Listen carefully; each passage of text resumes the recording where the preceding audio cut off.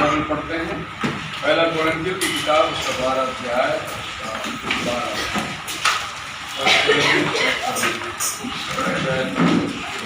For as the body is one and hath many members, and all the members of that one body, being many, are one body, so also is Christ. क्योंकि जिस प्रकार देह तो एक है और उसके अंग बहुत से हैं, और उस एक देह के सब अंग बहुत होने पर भी सब मिलकर एक ही देह है, उसी प्रकार मसीह भी है। तो इस परिवर्तन को आशीष दे, हम बैठ सकते हैं।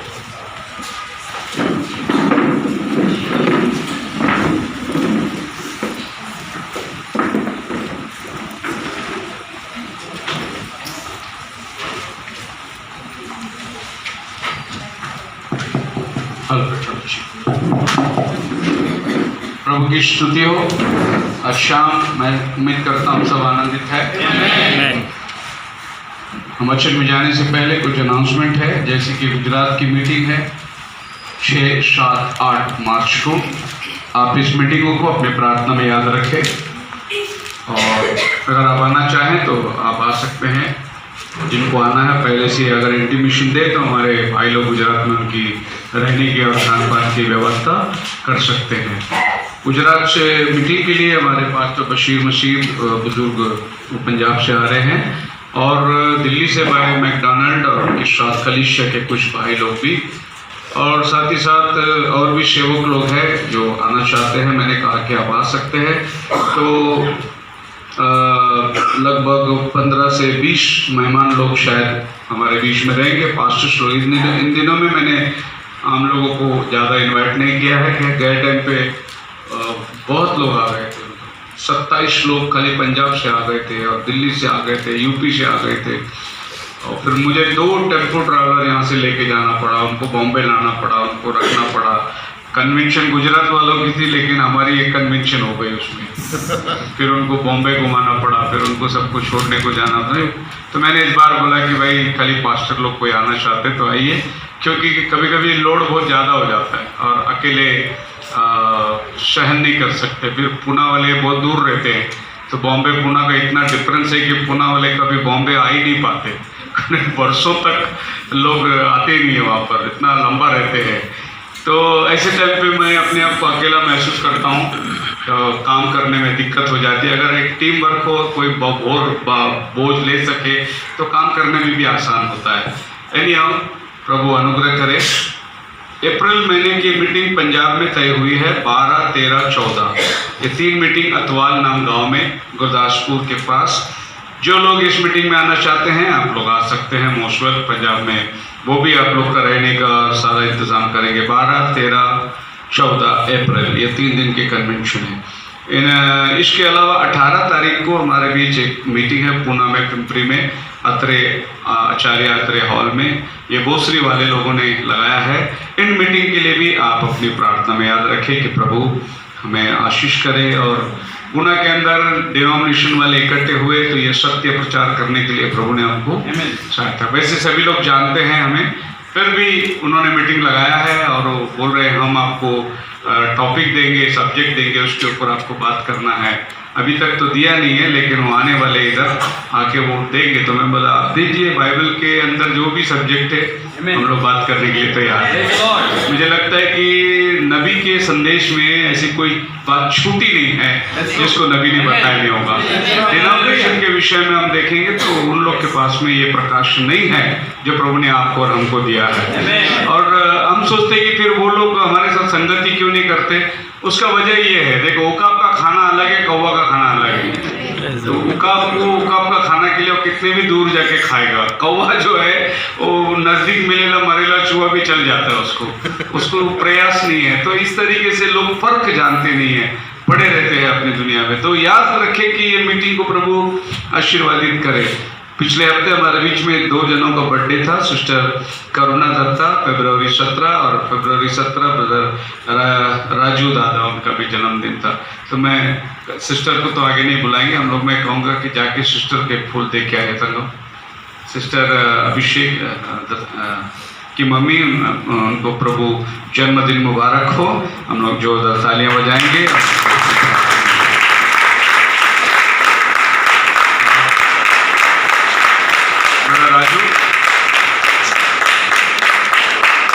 लिए भी जन्मदिन मुबारक हो।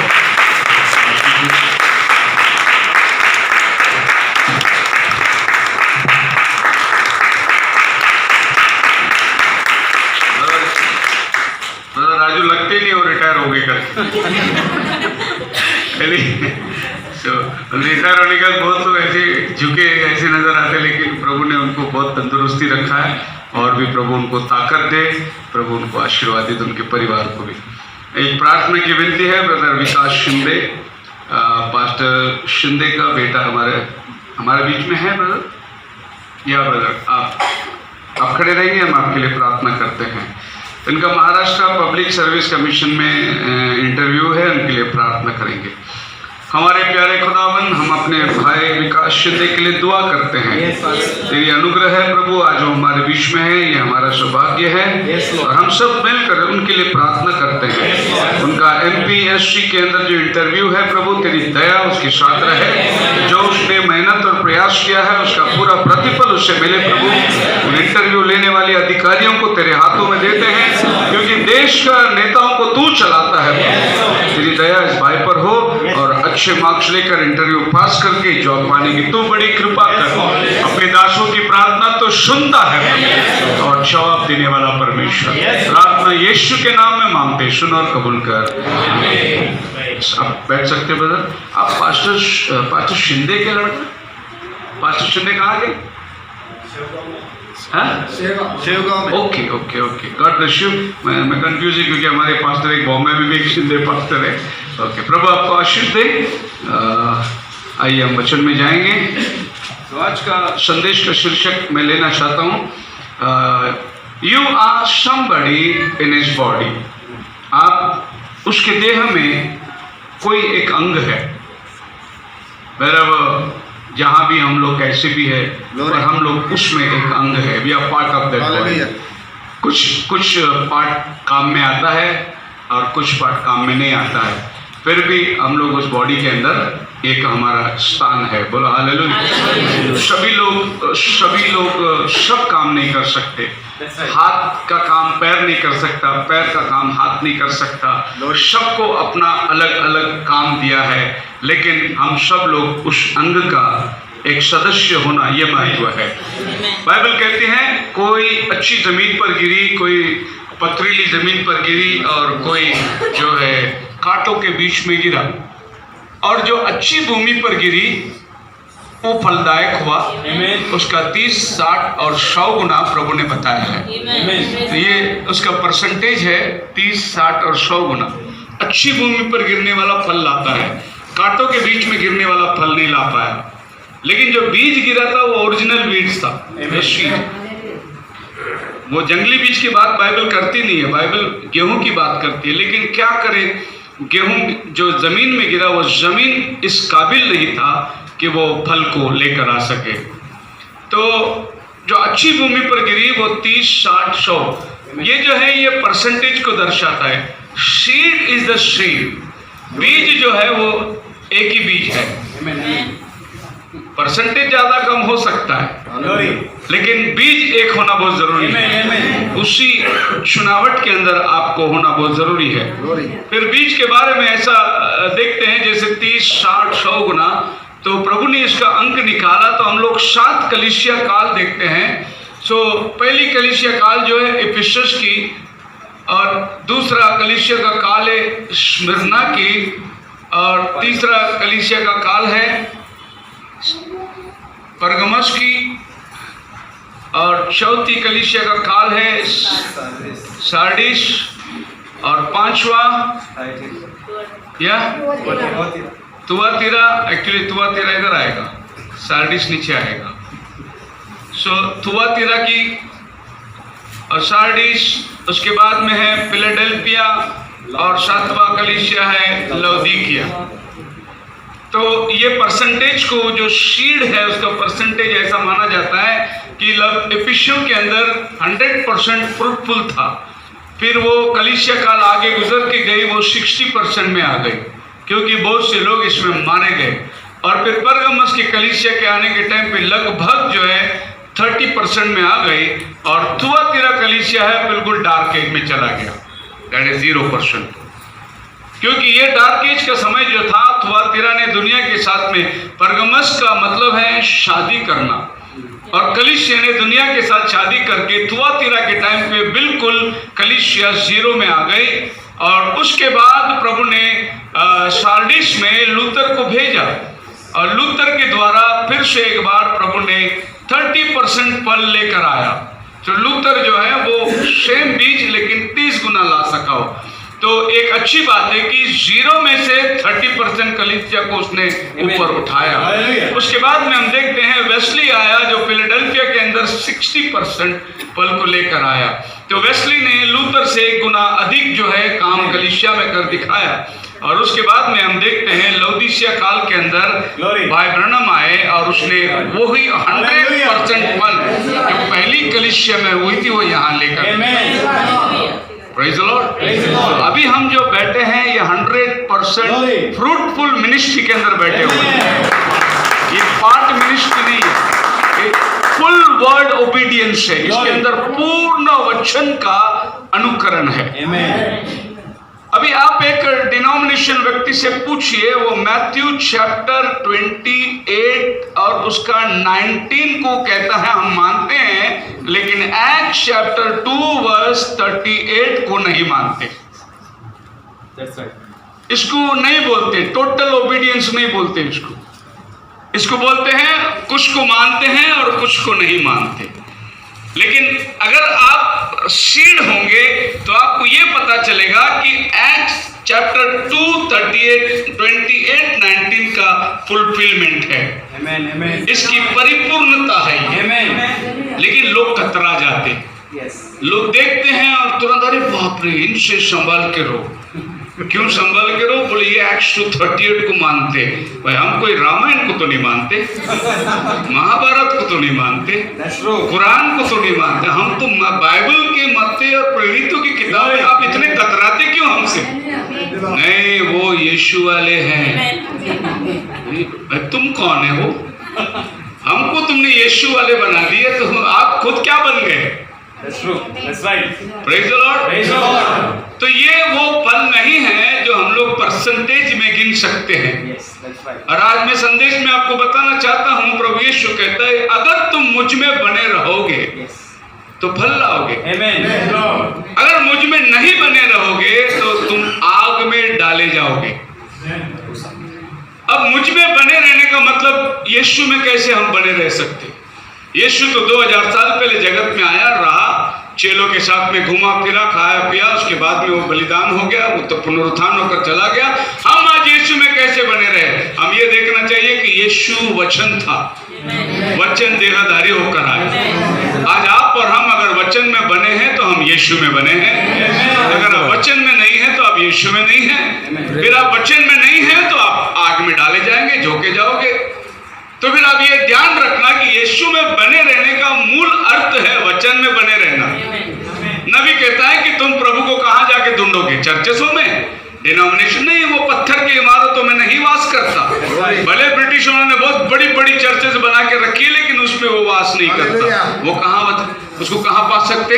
नबी कहता है उसको अपन वचन में पा सकते हैं। तो God is in his word, not in the church और chapel, he is in the word. तुमको परमेश्वर को ढूंढना है तो वचन में ढूंढना है। और लोग वचन को बाजू रख देते, नहीं आप वो वचन की बात मत करो। फिर कौन सी वचन की बात करें?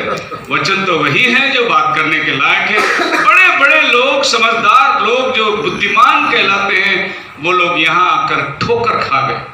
सो आप और हम उसके शरीर के अंदर एक अंग है। We are part of that body. भले हम लोगों के अंदर 30 गुना 60 गुना हम लोग के अंदर मात्रा में फर्क होगा, लेकिन हम बीज एक ही किस्म के होना चाहिए। हम जंगली बीज होकर गेहूं के साथ में बारिश नहीं हो सकते। हमको गेहूं बनना पड़ेगा गेहूं के साथ में बारिश होने के लिए। और नबी कहता है कि आप एक मेमने को ऊन देने के लिए कहने की जरूरत नहीं है, वो उसका गुण है ऊन देना। लेकिन आप बकरी से ऊन उम्मीद नहीं कर सकते। वो बकरी का काम ऊन देने का है नहीं। तो नबी कहता है टू बिगिन विथ, शुरू में ही तुम भेड़ होना चाहिए, तभी तुम ऊन दे सकते हो। Praise the Lord. To begin with, अगर आप एक झाड़ में से सेब का इंतजार कर रहे हो तो वो झाड़ सेब का होना चाहिए, That's true. Amen. तभी तो आप उसमें सेब की अपेक्षा कर सकते हैं। अब आम के पेड़ के पास जाकर मुझे सेब दो बोला तो वो नहीं देगा, क्योंकि तो बिगिन विद वो मैंगो है। That's right. तो टू बिगिन विद आप क्या है, आप शुरुआत, आपका मूल क्या है, Amen. और उस मूल के अंदर नबी ने परसेंटेज को बाइबल के अनुसार कलीसिया काल में जोड़ दिया, और नबी कहता है कि ये वो समय है जो 100% फल लाना है। Amen. अभी बहुत लोग उम्मीद करते हैं कि ब्राइड की रिवाइवल आएगी और ब्राइड जो है 100% फल लाएगी। तो नबी को क्वेश्चन आंसर में एक सवाल पूछा गया कि ब्राइड की रिवाइवल होने वाली है, वो कब होगी? नबी ने बोला ये क्या चल रहा है? Yes. क्या बोला? What's going on? Praise the Lord. तो याद रखिए कि नबी के दिनों में जो बेदारी चल रही थी वही थी ब्राइड की रिवाइवल। Amen. आपको और हमको सिर्फ उस पर विश्वास करना है। Amen. बोलो हालेलुया। Hallelujah. डेविड ने जाकर गोलियत को गिरा दिया, गर्दन काट दिया। जय किसका हुआ? इजराइल का हुआ। Amen. काटने वाला कौन था? डेविड था। लेकिन डेविड के गर्दन उड़ाने पर, गोलियत के गिरने पर जय किसका होता है? इजराइल का। घोषणा इजराइल करने लगी। Amen. आपके और हमारे लिए ब्राइड का मैनिफेस्टेशन नबी ने कर दिया। Glory. Hallelujah. लेकिन महिमा किसको मिलती है? Amen. दुल्हन को मिलती है कि हमारे सदी में नबी ने ये काम को पूरा कर दिया है। Amen. अब आप नबी बनने की जरूरत नहीं है, आपने नबी ने दी संदेश पर आपको सिर्फ विश्वास करके चलना है। Amen. बोलो hallelujah. So you are somebody in his body ना। इजराइल और नया करार के मंडली ने पुराना नियम और नया नियम में खुदावन ने कैसे कलीसिया के साथ में डील की। सबसे पहले हम लोग देखेंगे कि खुदावन इजराइल को कहता है तुम मेरी दुल्हन हो, तुम मेरी पत्नी हो। फिर खुदावन कहता है कि तुम मेरी दाखलता हो, यू आर माई विनयार्ड। और तीसरा प्रभु कहता है कि तुम मेरी भेड़शाला हो। तो फर्स्ट थिंग, प्रभु इजराइल और यहोवा का जो रिलेशन है, प्रभु ने पहले कहा कि तुम मेरी दुल्हन हो, ब्राइड। मैंने तुम्हें सारी जातियों से चुनकर बाहर निकाला है। और दूसरी चीज, प्रभु इजराइल को कहता है कि तुम मेरी खलियान या विनयार्ड, दाख की बारी हो। और तीसरा प्रभु इजराइल से कहता है तुम मेरी झुंड हो, फ्लॉक। और यही तीन बात प्रभु नया करार में आने के टाइम पे कलीसिया के साथ भी वही बात करता है। देखो, जमाना बदल गया, लोग बदल गए, युग बदल गया, समय बदल गया, लेकिन वचन बदला नहीं। Amen. और वो जिस खुदा ने हमें बुलाया वो भी नहीं बदला, और उसका काम करने का पैटर्न बिल्कुल वैसा ही है, चाहे वो इजराइल के साथ काम करे या अन्य जाति के साथ काम करे। उसने जो प्लान बनाया वो प्लान एक ही बराबर है। बाइबल कहती है, इब्रानी की किताब उसकी 6वें अध्याय में आइए और देखिए कि पौल हमें बतलाता है एक बलिदान हो गया, अब और कोई बलिदान है नहीं।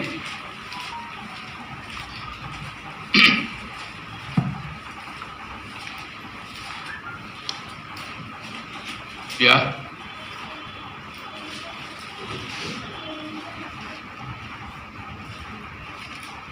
पढ़िए पहला वचन से।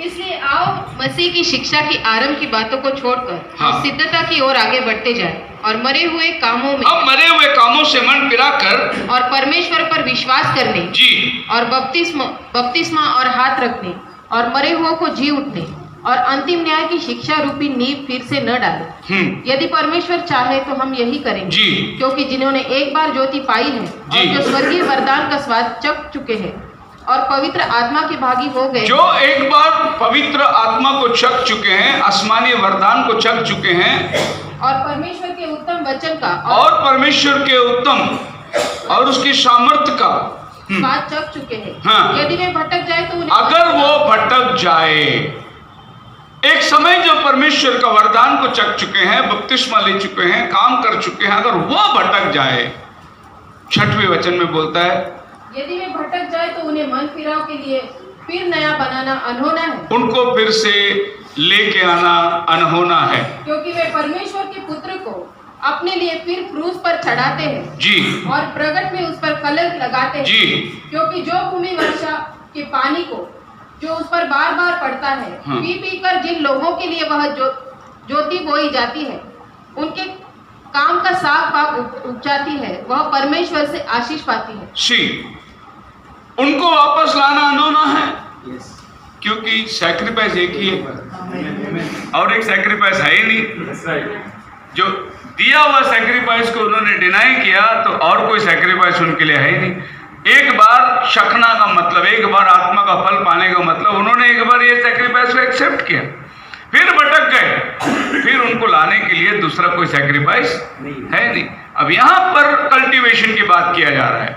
यहां पर पौलुस बोल रहा है, for the earth drinks in the rain that often comes upon it and bears herbs useful for those by whom it is cultivated, receives blessing from God.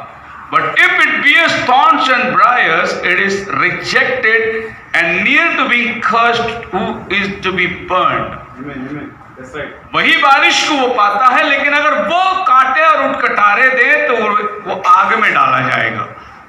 आप मेरे साथ हैं, आप भी उसी बारिश में बैठे, हालेलुया, प्रेज़ द लॉर्ड, पवित्र आत्मा का बारिश में। लेकिन आपके जीवन में अगर कांटे आएंगे और खड़े हुए फल आएंगे तो क्या करेगा प्रभु? बोले आग में डाल दिया जाएगा। वो खत्ते में लेने की जरूरत है नहीं, लेकिन अभिषेक तो उधर भी उतर के आ रही है। ऐसे ऐसे ऐसे ऐसे अभिषेक है, लोगों को नए नए ट्रेंड्स लोगों के पास लिया जा रहा है और लोग भूले भटके और चले जा रहे हैं उसमें। इतना भयंकर, हमारा यहाँ तो ठीक है क्योंकि हम लोग ये महाराष्ट्र और बॉम्बे और ये इलाका जो ऐसा पड़ता है, जैसे यहाँ पर लोग रहने के लिए आए हैं, बाहर से कमाने के लिए आए हैं, तो जहाँ जहाँ उनको कलीसिया मिलता है वहाँ वहाँ जाके चले जाते हैं। जैसे अभी यहाँ पर हम लोग देखेंगे, महाराष्ट्रियन लोग हैं, मद्रासी लोग हैं, तेलुगु लोग हैं, हर किस्म के लोग हम बैठे हुए, हम आए प्योरली वचन सुन के जा रहे हैं। लेकिन आप मद्रास में जाएंगे ना, जो पूरा तमिली है, मतलब वहाँ पर एक ही भाषा है, तो सारा चीज का उत्पन्न उधर से होता है। इतना भयंकर भयंकर डॉक्ट्रिन चले आते हैं कि लोग उसमें भूले जा रहे और एकदम वचन से दिशा भूल हो रहा उनका। यहाँ पर हम लोग थोड़ी सिंसियरिटी को बरतते हैं। हम लोग आपस में एक मेक के ऊपर, मतलब भाई आपका ट्रेंड क्या है, आप वहाँ से आए, आपका क्या है। तो आप हिंदुस्तान में अगर घूमोगे तो आपको अलग अलग लोगों का बर्ताव, उनके स्वभाव आपको बिल्कुल अलग अलग मिलेगा। उसमें महाराष्ट्र जो है उतना ये नहीं है।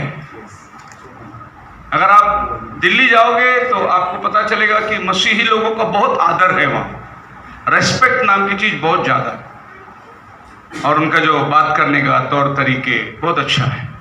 और थोड़ा ऊपर जाओगे आप पंजाब की तरफ, वो तो पैर छूते आपका, आपके जैसा बुजुर्ग दिखा कोई नहीं, रास्ते पे चलते मिलते। अब रास्ते में गांव में चल के जाओ, लोग कभी कभी दचक भी जाते थे हम लोग।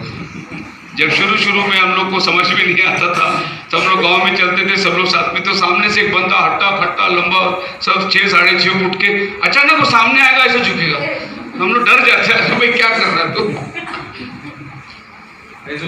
बहुत आदर किए हो, इधर तो इधर देख के ऐसा खड़े होंगे, प्रेसिडेंट कहेगा नहीं देखते तो जाने दो उसको। देखा तो देख लिया तो, नहीं तो सच है। लेकिन उधर ऐसा नहीं, उधर हाथ पकड़ के खींच के प्रेसिडेंट करके जाएंगे। उनका ट्रेंड है ऐसा, उन लोग उस एटमॉस्फेयर में बड़े हुए। लेकिन यहाँ पर कैसा सब मिक्स है। कभी कभी ऐसा होता है ना, अपना भाषा का पास्टर, उसका भी एक अलग से ट्रेंड होता है, और डिनोमिनेशन में अक्सर ये चलता है ज़्यादा। अगर मलयाली लोग रहेंगे तो मलयाली पास्टर के ऊपर बहुत उनका ये रहेगा, मद्रासी पास्टर। और चर्चों में पॉलिटिक्स बड़ा चलता है, जहाँ पूरा मद्रासी मेंबर लोग रहेंगे उधर मलयाली पास्टर को ट्रांसफर कर देते, और जिधर पूरा मलयाली पास्टर है उधर मद्रासी पास्टर ट्रांसफर करते, क्योंकि वो लोग आपस में मिलना नहीं चाहिए। लेकिन यहाँ प्रभु का धन्यवाद हो, ये इधर पूरा खिचड़ी है। इधर ना इधर मलयाली भी है, मद्रासी भी है, और इधर महाराष्ट्रियन भी है, सब है। कहने का मतलब ये है कि आपको और हमको जो चीज वचन से मिलता है हम उस चीज को अपना रहे हैं। बाकी के लोग थोड़ा जाति भाषा मिलावट लेके नहीं, क्या थोड़ा सा उनका पीछे। नबी बोलता है अगर एक अमेरिकन आएगा तो उसके साथ वो अमेरिकन स्पिरिट को लाता है, तो इंडियन रहेगा तो उसके पीछे एक इंडियन स्पिरिट रहेगा। तो हर एक आदमी, हर देश के एक आत्मा, हर भाषा का एक आत्मा। आपने दुनियावी रीति में देखा रहेगा, अक्सर कहीं भी दो मलयाली लोग मिल गए तो उनका अपनी भाषा में चालू हो जाएगा। वो कहाँ खड़े देखे नहीं, अगर कोई अपनी जात हो उनकी भाषा में चालू हो जाएगा। तो हमें अविश्वास के अंदर भी मैंने बहुत से बार में देखा है, जब नाम पूछते तो पूछते आप कहाँ के हैं पूछते, तो नगरकर, पुणेकर, सोलापुरकर, तो कहाँ के हैं पूछते, मतलब मूल ढूंढते किधर है। लेकिन प्रभु में आने के बाद आप सबका मूल इधर है। आप पूछेंगे नहीं तुम किधर के हो, कहाँ के हो करके। लेकिन विश्वासी लोगों के अंदर भी ये जड़ है अभी भी। बहुत से लोग क्रिश्चियन बन तो गए लेकिन अपना जात पात को, अपना गांव को नहीं छोड़े। वो थोड़ा बहुत लिंक उधर, हमने बहुत साल पहले सुना था, मैंने बोला भी था एक बार, 4 दोस्त लोग खूब पार्टी मनाए और बोले चलो अभी अपन नदी के उस पार चले जाते, और चारों जन बोट में बैठे और रात को बोट चलाना शुरू किया। वल्लव रे पूरा रात भर बोट चलाया रात भर। और सवेरे जब उजाला फटा देखा तो उधर ही थे, कारण और रस्सी खोले नहीं थे। बोट में तो बैठ गए, चला तो रहे हैं लेकिन दुनियावी रस्सी अभी तक खोले नहीं, वो उसी किनारे घूम रहे हैं, उस पार गए नहीं। ऐसे बहुत क्रिश्चियन लोग भी अभी तक दुनिया के साथ में लिंक जोड़ के रखे हैं और वो उसी में पड़े हैं। आप मेरे साथ हैं? मेरा यकीन करो या ना करो, जब हम प्रभु में आ गए हमें पता ही नहीं हमारा रिश्तेदार लोग कौन है, भूल गए सारी बातों को।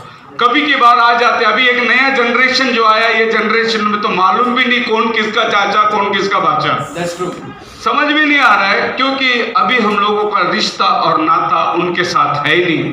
अभी हमारा रिश्ता नाता केवल प्रभु के लोगों के साथ है। You are somebody in his body, आप उसके देह के अंदर एक अंग है। दुनियावी रिश्ता, दुनियावी नाता सब हमारा खत्म हो गया है। एक ठीक है जहां हम लोग कामकाज करते हैं, लोगों के साथ में वार्तालाप रखते हैं, पर उस तक सीमित है। उससे अधिक जो रिश्ता है हम दुनिया वालों से नहीं रखते। सो सबसे पहले प्रभु अपने इज़राइल को कहता है तुम मेरी दुल्हन हो। और प्रभु इज़राइल के साथ में एक ऐसा गहरा रिश्ता बनाया कि वो होशे की किताब में उसका 2 अध्याय और उसका 1 और 2 वचन के अंदर वो कहता है,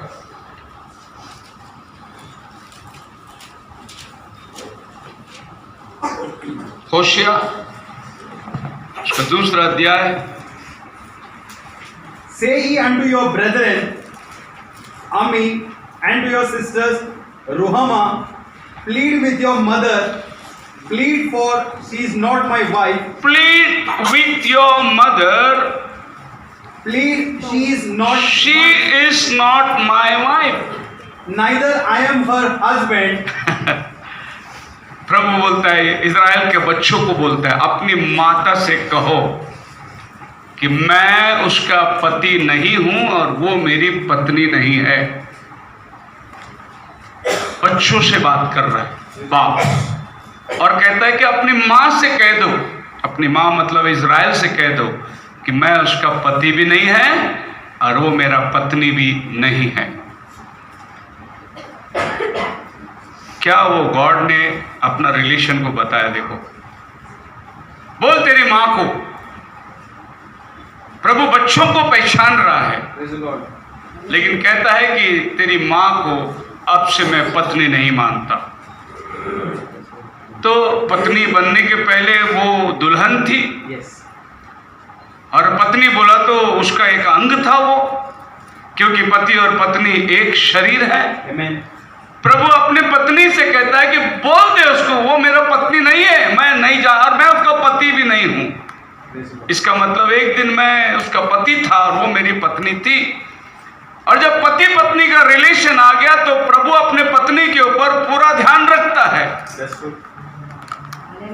कि वो किससे बात करती है, वो किसके साथ जाती है, वो किसके साथ वार्तालाप करती है। ये सब एक पति का काम है, अपने पत्नी के ऊपर निगरानी रखना।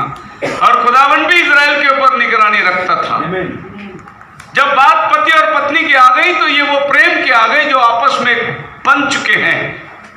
और इज़राइल ने अपने पति की अनुमति के बगैर वो कहीं भी जा नहीं लेकिन वो जाने लगी और प्रभु कहता है वो मूर्तों की उपासना करने लगी, दूसरे देवी देवताओं के पास जाने लगी, यानी उसको कहते हैं वो व्यभिचार कर रही है।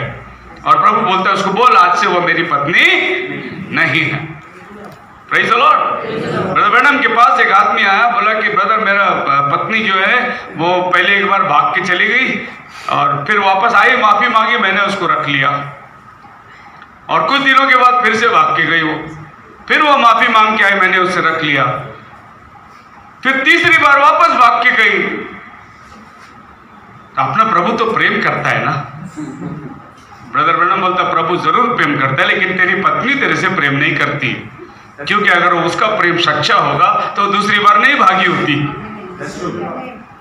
तो तू अभी क्या कर, अपने पत्नी को छोड़ दे, वो तेरे से प्यार नहीं करती है, अगर करती होगी तो वो नहीं भागेगी। आपकी बात समझ में आ रहा है? अगर आप सच्ची प्रभु का दुल्हन है तो आप दोबारा गलती नहीं करोगे। गलती तो हो जाती है सबसे, लेकिन आप बोलोगे नहीं दोबारा मैं गलती नहीं करूंगा, क्योंकि आपका प्यार को आपको सच बताना है। इसलिए आप नहीं, तो परमेश्वर जैसे अपने पत्नी के ऊपर नजर रखकर बोलता है कि बच्चों को बोलता है जा अपनी माँ से कह दे कि वो मेरी पत्नी नहीं है। अभी एक बच्चा अपनी माँ से जाकर बोलेगा पापा ने कहा कि वो आज से तेरा पति नहीं है, कैसा लगता है आपको? और होशे को प्रभु बोलते जा वेश्या के घर में जा और वहां से एक लड़की लेके आ, उससे शादी कर। अभी प्रभु का महान नबी वो जा रहा है रेड लाइट एरिया में जहां वेश्या लोग रहते हैं, और वहां जाके वो वेश्या को ढूंढ रहा है शादी के लिए। लोग पूछ लेंगे प्रेज़ द लॉर्ड नबी साहब आप इधर किधर? बोले मैं लड़की ढूंढने आया। लड़की ढूंढने वेश्या के घर में? हाँ, प्रभु ने बोला है वेश्या से शादी करने को। और फिर उसने एक लड़की को पसंद किया, उसको घर ले गया अपने साथ, और घर ले जाने के बाद में उसके साथ 2 बच्चे हुए उसको। अभी प्रभु बोलता है उसको छोड़ दे वापस, और उसने नबी ने उस औरत को वापस छोड़ दिया और वापस हो गई बाजार में। अभी बाजार में एक आदमी ने उसको वापस लेकर ट्रेड स्लेव्स जिसको बोलते हैं, वो भी अपने व्यापार के लिए उसको फिर से धंधे में लगा दिया।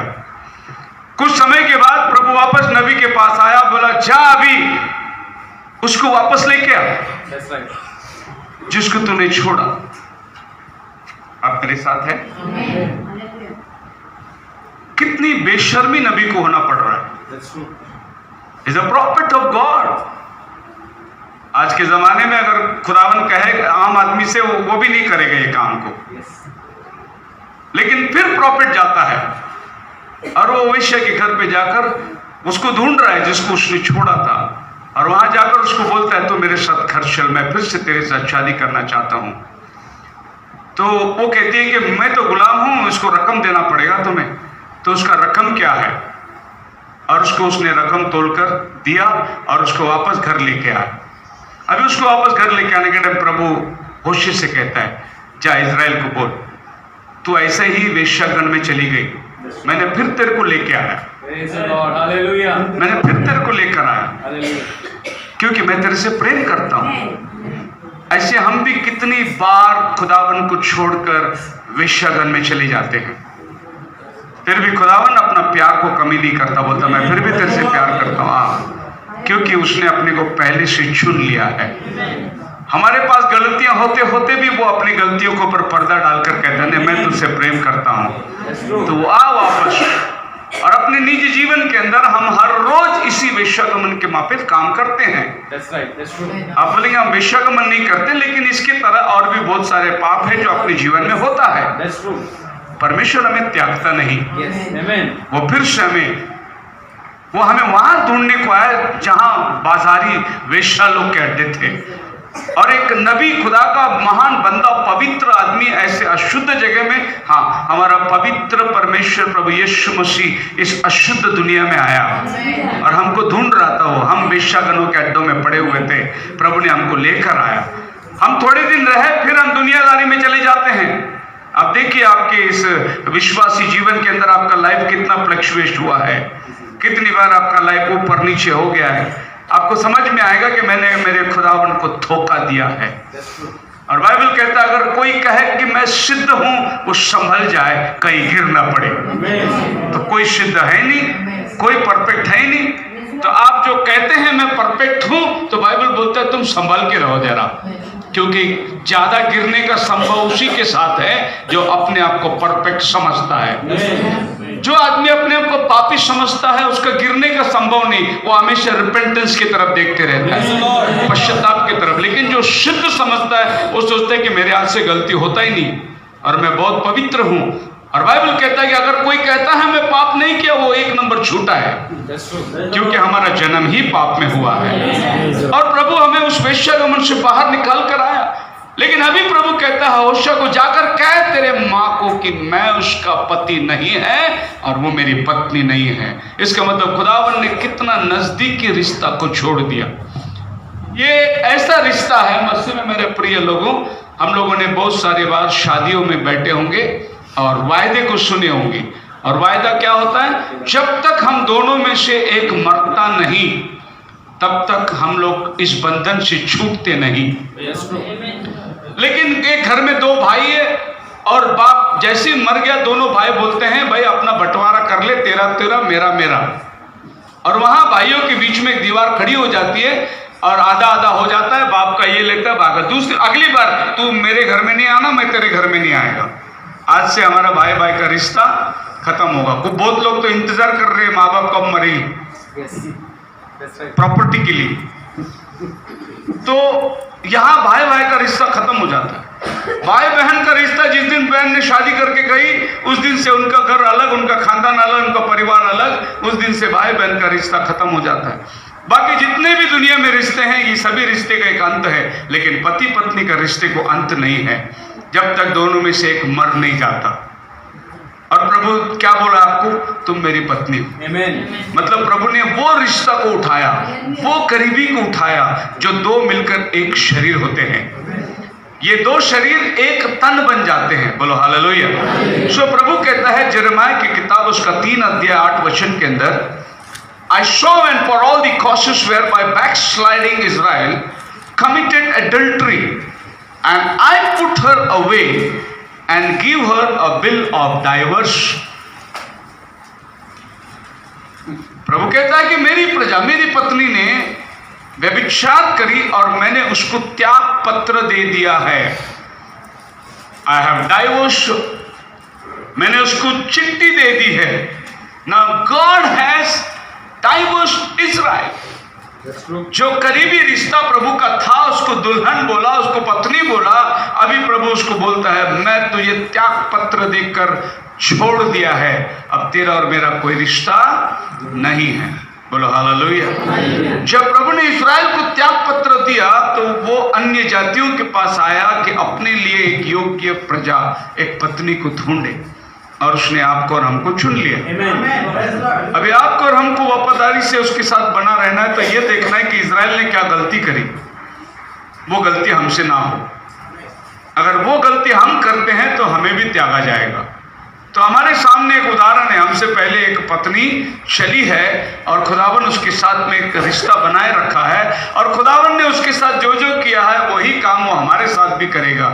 तो हमने अगर वफादारी निभाई तो खुदावन हमसे कहता है मेरा तेरे साथ में हमेशा का वाचा है। लेकिन अगर तू दूसरे पुरुष के पीछे पराए व्यभिचार के लिए चली जाएगी तो मैं भी तुझसे यही कहूँगा कि मैं तेरा पति नहीं और तू मेरा पत्नी नहीं है। बोलो हालेलुया। मेरा कहने का मतलब ये है कि आज आप और हम कहते हैं हम प्रभु यीशु मसीह की दुल्हन हैं। ये प्रभु यीशु मसीह के दुल्हन में मेथोडिस्ट, पेंटिकॉस्टल, CNI नहीं आ सकती, क्योंकि वो दुल्हन नहीं है। उन्होंने दुनिया के साथ शादी करी है, उन्होंने दुनिया के साथ रिश्ता बनाया हुआ है। आप मेरे साथ हैं? वो उस दुनियावी रिश्ता, रूल्स एंड रेगुलेशन के पीछे चलते, उनके लिए वचन मायने नहीं रखता। मैं एक हमारे रिश्तेदार के छोटे बच्ची की समर्पण में गया था, दावत दी थी, और वहां हमने देखा कि वो छोटी बच्ची को पास्टर साहब ने बपतिस्मा दिया। और बपतिस्मा देने के बाद मीटिंग खत्म हुई, हम खाना खाने के टाइम पे आपस में एक से मुलाकात करें। मैं पास्टर से मिला, प्रेज द लॉर्ड पास्टर। तो वो तो पास्टर डिनोमिनेशन का था, लेकिन अरे बच्चा जो है वो हमारे चाचा का लड़के का बच्ची थी। तो मैंने उसको पूछा, पास्टर साहब मैं भी पास्टर है, मैं भी सेवा करता, पर मैंने कहीं वचन में पाया नहीं बच्चों को बपतिस्मा देना, तो आपने बच्चों को बपतिस्मा दिया, तो क्या आधार पर आपने दिया? बोला नहीं, ऐसा कोई बाइबल का आधार तो नहीं है, लेकिन हमारा संस्था का रीत और रिवाज है। मतलब तू तेरे संस्था के साथ शादी किया, That's true. वचन के साथ तू शादी नहीं किया। That's right. Praise the Lord. इसी को बोलते हैं ब्राइड। Hallelujah. डिनोमिनेशन ब्राइड नहीं बन सकती, Amen. Amen. क्योंकि उसने रिलेशन जो है दुनिया के साथ में रखा है। Amen. आज रोमन कैथलिक जो है वो ब्राइड नहीं बन सकती, क्योंकि उसका रिलेशन रोम के साथ है। That's true. रोम जो कहेगा वो उसको पालना है। आपको मालूम है ऐसे कंट्रीज जहां कैथलिक रूल चला जाता है, अगर वहां पर आप देखोगे तो आपकी सैलरी मिलने के टाइम 10% कट के मिलती है। That's true. 10% वो काट के आपको सैलरी देते हैं, वो 10% रोम को जाता है, पोप को जाता है। That's true. मतलब आपको दशावन देना नहीं देना वो नहीं, वो पहले काट के आपको बचेला आपको देते हैं। Yes. That's true. तो वो उसके साथ ऐसे बंधे हुए हैं कि वो अपनी मनमानी कर नहीं सकते। They are bound to a worldly kingdom. Praise the Lord. लेकिन आप और हम प्रभु के वचन के बंधे हुए हैं। हम इंसान का राज्य हमारे ऊपर नहीं चलता। Praise the Lord. दो वी आर सिटीजन, Yes. हम लोग ये देश के नागरिक है, वो दूसरा है, सेकेंडरी है। पहला हम स्वर्ग के नागरिक Hallelujah. है, फर्स्ट है हमारा। I am a Christian. Praise the Lord. Second I am Indian, मैं एक हिंदुस्तानी हूँ, क्योंकि इस देश में मेरा जन्म हुआ है। तो हम अपने वतन को इस तरीके से जानते हैं जैसे अपनी सिटीजनशिप को पौल ने रोम के सामने रखा। Yes. जब महायाजक ने उसको थप्पड़ मारने आया, पौल ने उसके हाथ पकड़ा, बोला तू कैसे एक रोमियों को मार सकता है? That's true. I am a Roman. Yes. तो वो धीरे से उसको बाजू में ले जाकर पूछता है, यार रोमी बनने के लिए तो मैं बहुत पैसा दिया, तू कैसा बन गया? बोला मैं पैदाइशी रोमी हूँ। बोला hallelujah, that's my citizenship. But तेरा फेथ के बारे में क्या करता है? अरे पहले मैं उस देश का वासी हूँ। जो चीज मैंने दमस्कस के रास्ते पर आमने सामने देखा, उस पुनरुत्थान हुए खुदा को मैं इनकार कैसे कर सकता हूँ? तब लोगों ने पूछे तू महायाजक से भी नहीं डरता? बोले महायाजक, मुझे नहीं मालूम आप महायाजक है करके, क्योंकि वचन में लिखा है बड़ों का आदर करो। Praise the Lord. पौल बहुत होशियार आदमी था। Amen. वो बोला हाँ मालूम है, मुझे नहीं मालूम ये महायाजक है करके, क्योंकि बाइबल में लिखते हैं रेस्पेक्ट करने। फिर अगली शब्द में ए चुना फेरी हुई कब्र। Yes. Glory. तो ऊपर से सफेद दिखता है, अंदर से सड़ी हुई हड्डी पड़ी है। Amen. ये क्रिश्चियनिटी है। Hallelujah. अब वो अपने फेथ को बता रहा है। Amen. पहले बोला मैं सिटीजनशिप हूँ, मैं भी रोमी हूँ, लेकिन अभी वो बता रहा मैं रोमी हूँ जरूर, लेकिन हक से मैं यहाँ का आदमी नहीं हूँ। ए चुना फेरी हुई कब्र, तू अगर सिंहासन पर बैठा है तो न्याय कर, मारने की आज्ञा क्यों देता है? Praise the Lord. Hallelujah.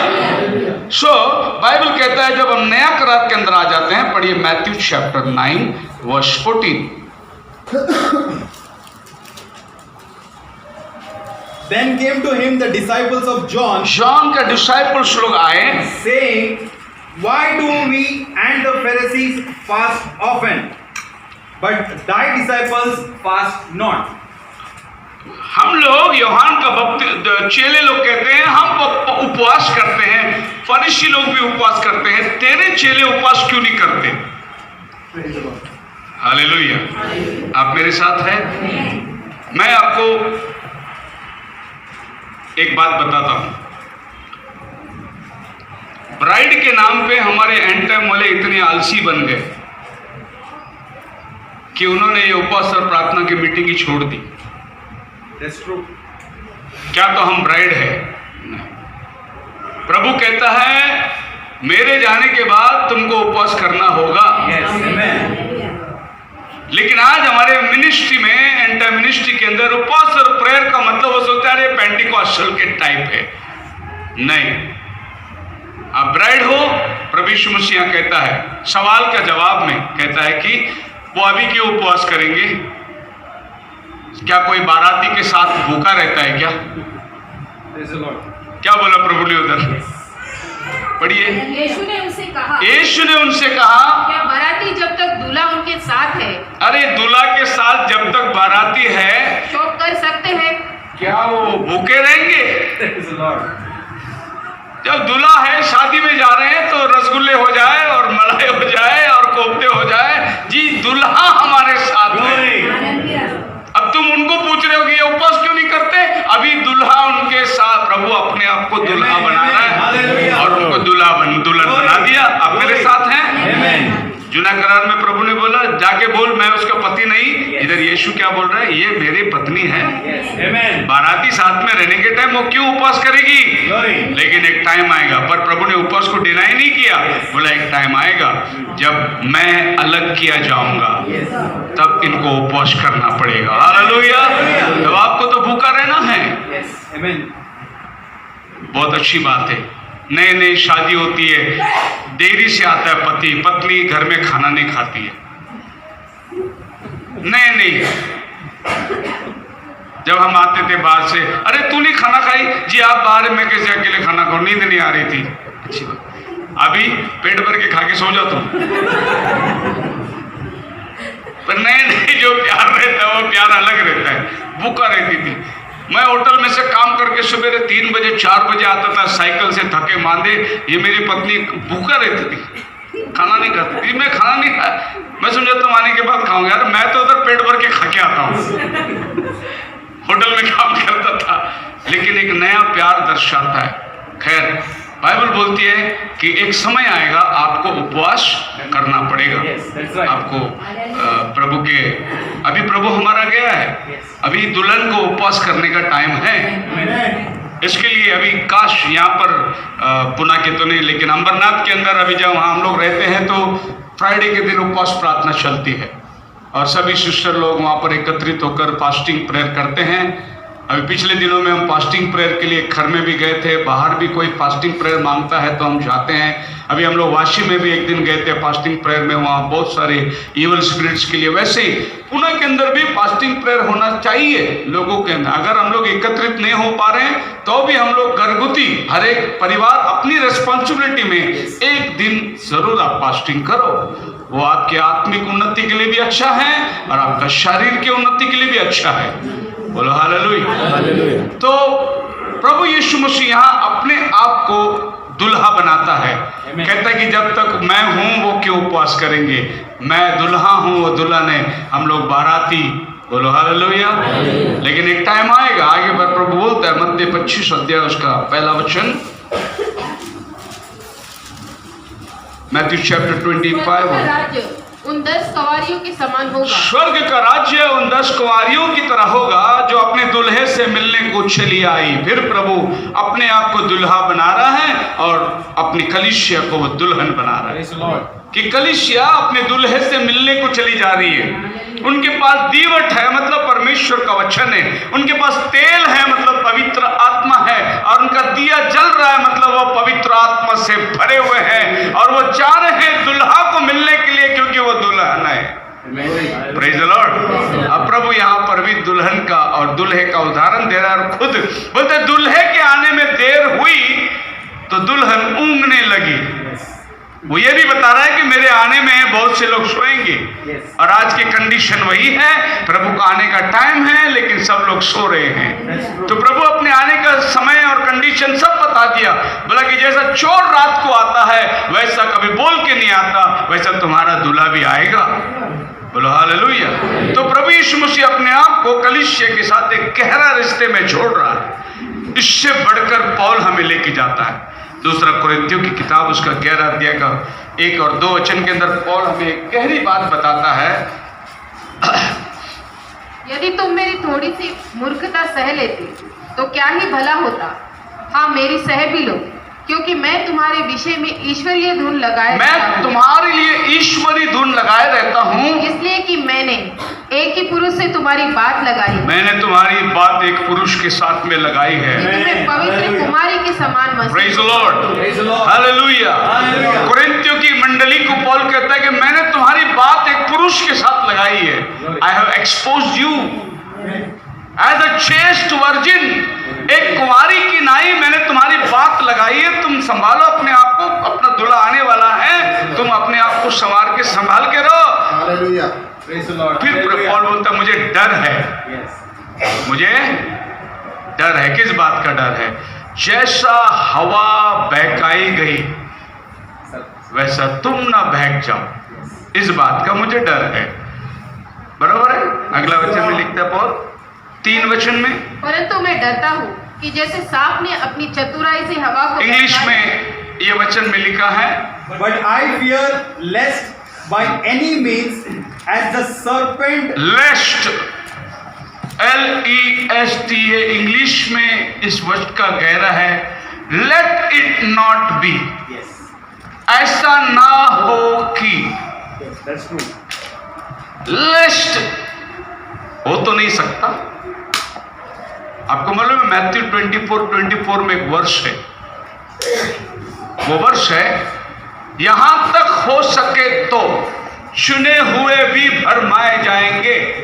If it is possible the chosen will be deceived, but profit बोलता है can not be, Amen. Chosen will be not deceived Hallelujah. Because she is chosen. Amen. लेकिन बताने का उद्देश्य यह है कि नकल असल के इतने बराबर होगा कि फंसने का चांसेस है, That's true. लेकिन फंसेंगे नहीं। Amen. आप मेरे Amen. साथ हैं? Hallelujah. बोलो हालेलुया। Hallelujah. मेरे इस विश्वास की कसौटी में हम लोग आज तक कस के यहाँ तक चले आए। संभव है नहीं कि कोई आकर हमें लालच दे और भरमा दे और हम दूसरे शिक्षणों को अपनाएं, कभी नहीं हो सकता ही। That's true. Amen. ये हमें उस विश्वास की कसौटी में कसकर नबी की तरह हम बोलते हैं, नाले का पानी पिएंगे, बिस्किट खाएंगे, लेकिन ईमान को नहीं बेचेंगे। इट इज नॉट पॉसिबल कि वो अपने धर्म को बेच सकता हो। लेकिन नबी के दिनों में और भी लोग थे जिन्होंने सच्चाई को देखते हुए भी ग्रहण नहीं करे। वो पॉपुलैरिटी के लिए और $1 मिलियन चर्चेस के लिए वो लोग बहक गए, लेकिन नबी वचन में खड़ा रहा, क्योंकि वो अपने आप को दुल्हन साबित करता है। आप मेरे साथ हैं? तो पौल कहता है कि मैं घबरा रहा हूं या मैं lest by any means as the serpent beguiled Eve through his subtlety, so your minds we should not corrupted from the simplicity that is in Christ. तुम्हारा मन भ्रमित ना हो, मसीह के अंदर तुम बड़े ईमानदारी से वचन। So there is a fear. Yes. आज बहुत सी जगह में ये मैसेज के बिलीवर्स लोगों के अंदर बड़ा घबराहट है। अभी एक नया डॉक्ट्रिन आया है, आई एम होली स्पिरिट, बड़ा खतरनाक डॉक्ट्रिन है। मैं पवित्र आत्मा हूं। चंद लोग हैं, खाली उंगलियों में गिन सकते हैं, लेकिन इतना वचन का कोट लेकर वो मिलावट करते हैं। प्रभु कहता है कि जब पवित्र आत्मा तुम में आएगा तुम सामर्थ्य पाओगे। देखो हमको सामर्थ्य मिला है। अरे ये सामर्थ्य मक्खी भी नहीं हिलता। पवित्र आत्मा का सामर्थ्य को ये अपने आप को पवित्र आत्मा कहने लगी। Praise the Lord. हम पवित्र आत्मा से भरे हुए हैं। Amen. लेकिन बाइबल कहता है कि जब हम मुड़ते हैं तो पवित्र आत्मा हमसे मुड़ता है। तो हम पवित्र आत्मा को अपने जीवन के अंदर एक पात्र जैसा बोलते हैं, वैसे हम लोग उसको ग्रहण करते हैं। और जब तक हम अपने पात्र को शुद्ध रखें पवित्र आत्मा रहेगा। जब आपका बर्तन अशुद्ध होगा, पवित्र आत्मा जो पवित्र है वो अशुद्धता में नहीं रह सकता। That's true. Praise the Lord. So Paul कहता है कि मुझे डर है इस बात का। इफिसियों की किताब उसका 5 अध्याय 27 वचन के अंदर फिर से वो कहता है इस रिश्ते को जो कि एक ब्राइड का रिश्ता है, मैं तुम्हें एक ऐसी तेजस्वी कलीसिया बनाना चाहता हूं That he may present it to himself a glorious church. that he might present to himself a glorious church। प्रभु अपने लिए एक तेजस्वी कलीसिया बांधना चाहता है जिसमें ना कलंक, ना दाग, ना भुर्री, ना धब्बा। Amen. That is chaste virgin। Glory. दुल्हन का मतलब क्या है? जिसमें ना दाग है, ना भुर्री है, ना धब्बा है, उसमें कोई कलंक नहीं है। वो कौन है? पवित्र कुमारी है। तो पौल कहता है कि वो अपने सम्मुख में एक ऐसे कलीसिया को चाहता है जिसमें ना दाग है, ना भुर्री है, ना धब्बा है, और वो पवित्रता को लेकर इट्स विदाउट ब्लेमिश, उसमें कोई कलंक नहीं है। ऐसा एक पवित्र कुमारी को प्रभु अपने सम्मुख में, तो पॉल ये रिश्ते को और भी गहरा बता दे रहा है. In other words, he gathered us to the chaste and pure virgin, and so we are the church related to Christ as a bride to the bridegroom. 2 Corinthians chapter 5 verse 5 के अंदर फिर से पॉल हमें उस करीबी रिश्ते को लेकर आता है और कहता है कि now he that has wrought us, जिसने हमें इसी बात के लिए तैयार किया है वह परमेश्वर है, जिसने हमें बयाने में आत्मा दी है. ना ये वर्ड इंग्लिश के अंदर क्या है? Earnest of the spirit. आप मेरे साथ है? एक जोर से आमीन बोलिए. क्यों कभी कभी हम लोग थोड़ा सा डेप्थ में तैरते जाते हैं तो लोग ऊपर शैलो में बैठ जाते हैं, बोले आप खोल में जाओ, हम बाहर ही रहते. ऐसा ना हो. तो मैं चाहता हूं कि आप सब लोग आके तैरे उसमें. तो पॉल कहता है कि इस अर्नेस्ट स्पिरिट बयाने में हमें दिया है. अब ये जो वर्ड है अर्नेस्ट इंग्लिश के अंदर, हिंदी में बयाना लिख दिया है. बयाना का मतलब ये है कि मुझे ये बोतल पसंद आया, भाई कितने का? 10 रुपये का. ये 5 रुपया रख लेना, 5 रुपया मैं बाद में आके दूंगा. तो वो 5 रुपया बयाना बन जाता है. बयाना का मतलब है कि ये बोतल मैं अभी किसी को बेच नहीं सकता, ये उसका हो गया जिसने 5 रुपया टोकन डाल के गया है. बोलो हालेलुया. इसके लिए कोई भी चीज, जमीन, गाड़ी खरीदने के टाइम सामने वाला बोलता है आप टोकन डालेगा तो मैं दूसरे को नहीं बताऊंगा. वैसे जो बिलीवर ने टोकन डाला है वो दूसरे को नहीं बताएगा. आई समझ में बात? क्योंकि आपने एक के साथ वाचा बांधा हुआ है. It's very plain. इसमें आपको कोई संकोच करने की जरूरत नहीं है. एक पैर यहां भी रखे, एक पैर वहां भी रखे, नहीं, एक ही जगह पैर रखो, एक ही जगह विश्वास में मजबूत बैठो. नहीं, वो भी अपना ही है ना, अपना नहीं हो सकता. It has to be particular. Praise the Lord, hallelujah. आप मेरे साथ हैं? वो अपना नहीं हो सकता. दो रिलेशन है पर वो अपना नहीं हो सकता. फेथ एक ही है, सब कुछ एक ही है, फिर भी हम लोग के अंदर फर्क है, एक नहीं हो सकता. सो यहां पर बाइबल बोलता है अर्नेस्ट ऑफ द स्पिरिट, बयाना. नाउ ये अर्नेस्ट वर्ड जो है ग्रीक भाषा के अंदर है अराबोना. तो नया करार जो है अराबोना का मतलब है रिंग. क्या बोलते हैं? Wedding ring. So indirectly Paul ने वहां लिख दिया है कि पवित्र आत्मा का मतलब प्रभु ने तेरे साथ अंगूठी पहना के मंगनी करके गया है. इट्स लिटरली बयाने में देने का मतलब है अंगूठी पहना दिया, वो मंगनी कर दिया तेरे साथ. अब तू दूसरे पुरुष को देख नहीं सकता. You are somebody in his body.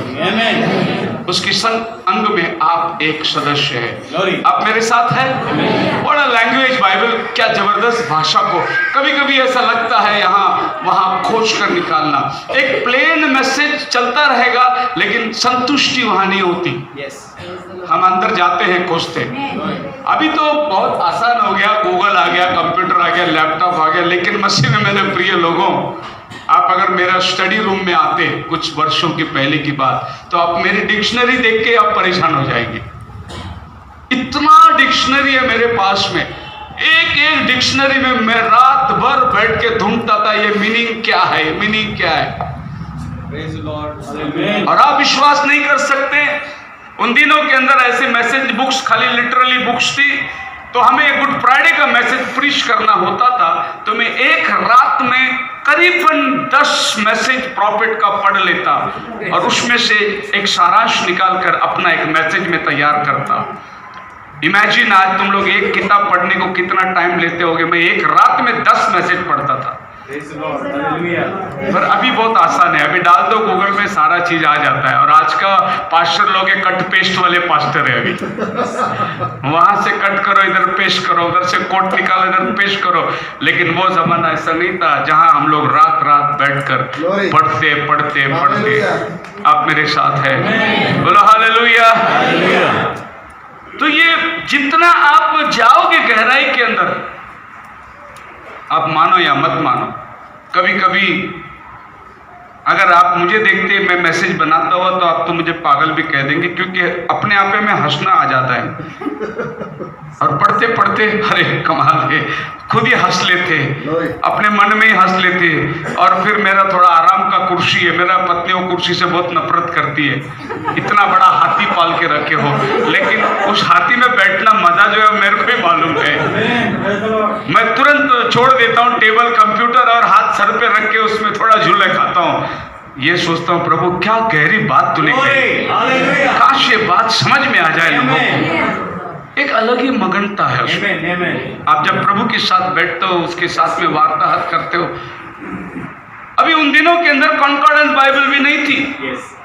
अब मेरे पास में जो है ओपन बाइबल है, बहुत बड़ा कॉन्कॉर्डेंस बाइबल है।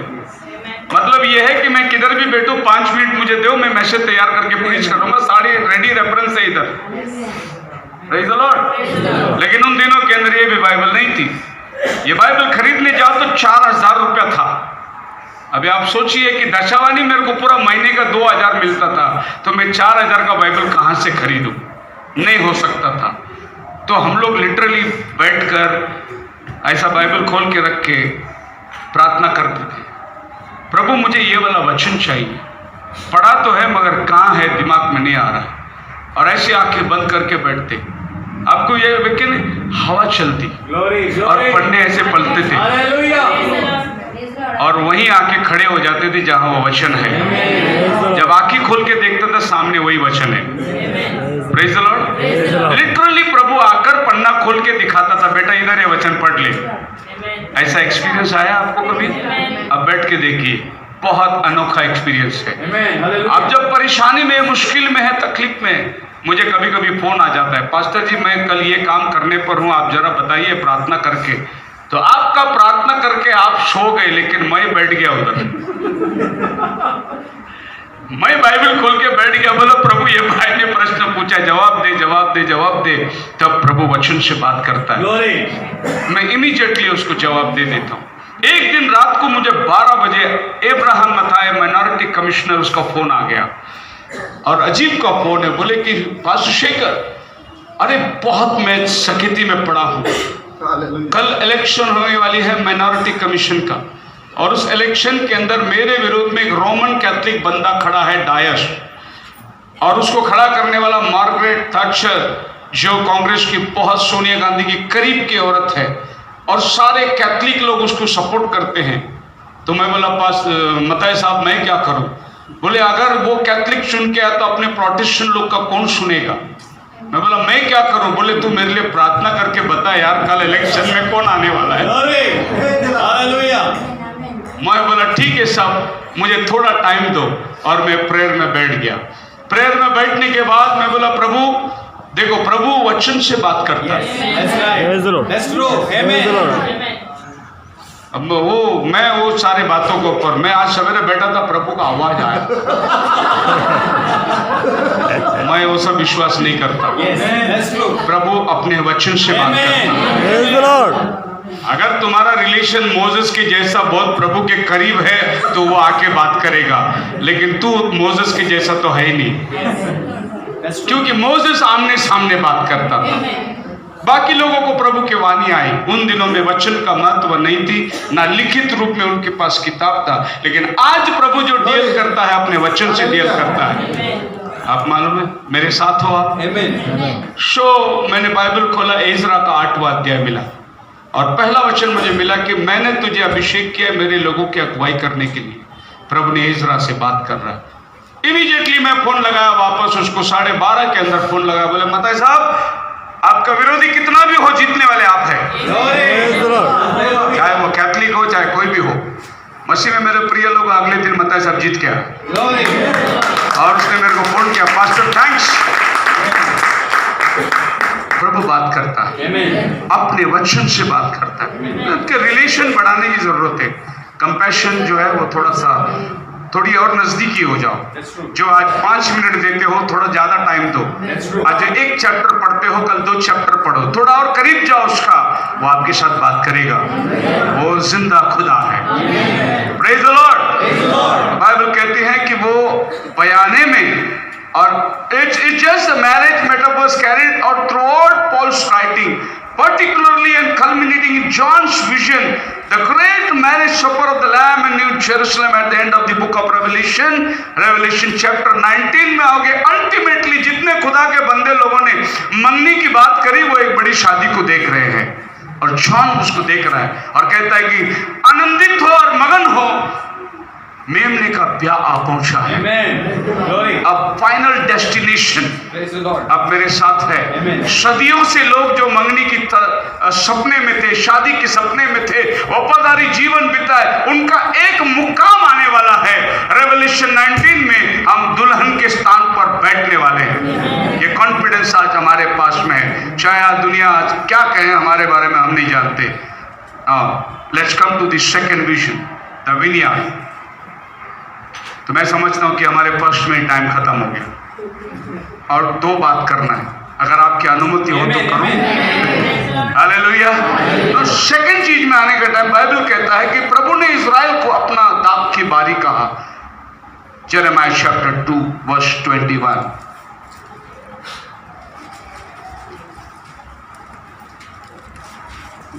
Jeremiah chapter 2 verse 21. मैंने तो तुझे उत्तम जाति की दाखलता जैसे लगाई और उत्तम बीज करके लगाया था, फिर तू क्यों मेरे लिए जंगली दाखलता बन तूने गया? मेरे लिए क्यों जंगली दाखलता दी, कड़वा फल क्यों दिया? मैंने अच्छा जात का फल लगाया था, तेरे अंदर अच्छी जात की दाखलता आनी चाहिए थी.